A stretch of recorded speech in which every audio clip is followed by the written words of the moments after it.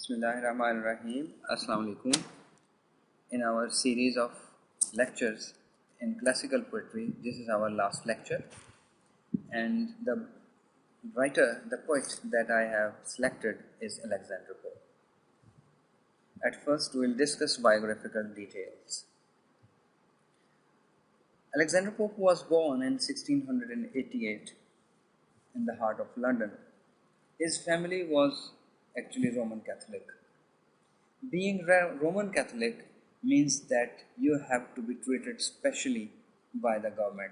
The government had made a number of laws to persecute Roman Catholic people.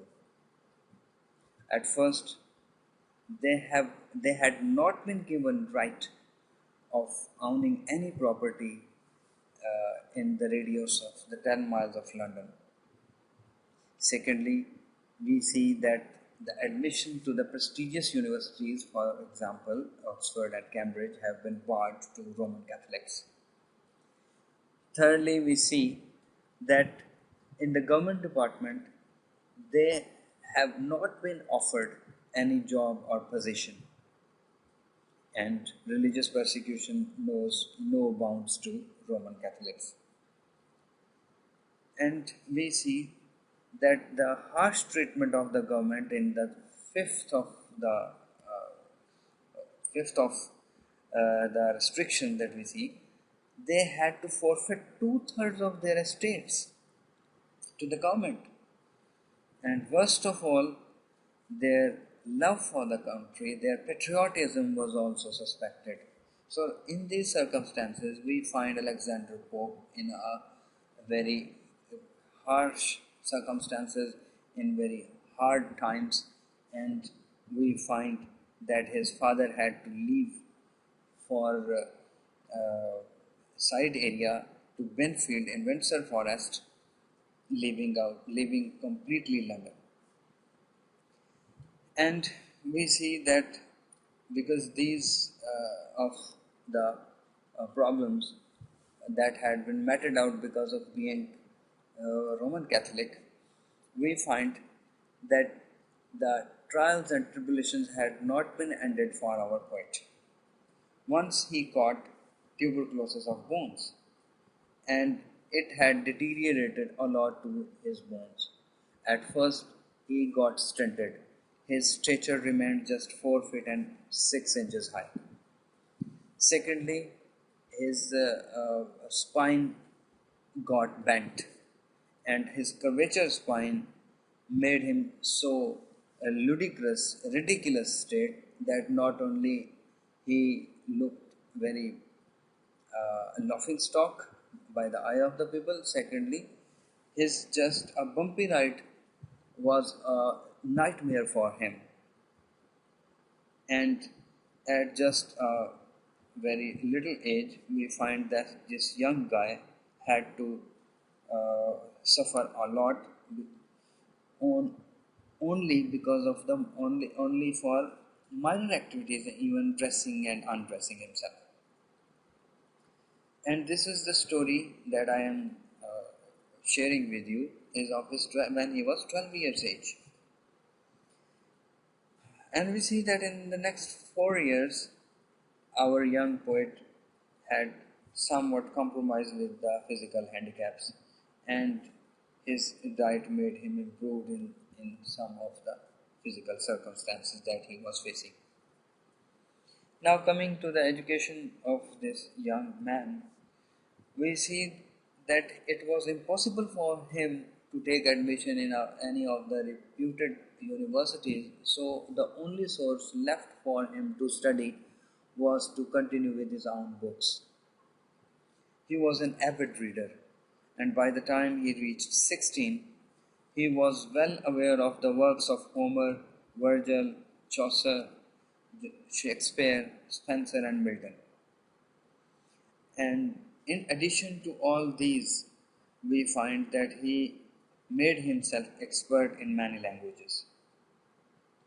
And he himself once claimed that at the age of 12 he wrote a pastoral poem named On Solitude. Now we discuss his circle of friends. Although it was a truth that he was immobile, is just a little journey was really a challenge for him. He made a frequent visit to the Honourable Literati of London. For example, at that age, the literary persons who were in his familiarity were Walsh, Congreve, Wycherley, Garth, and Jonathan Swift. Jonathan Swift, a great prose satirist at that time, was amongst his friends.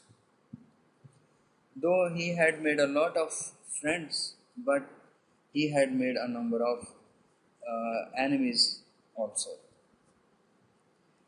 They were uh, keeping on discrediting this boy.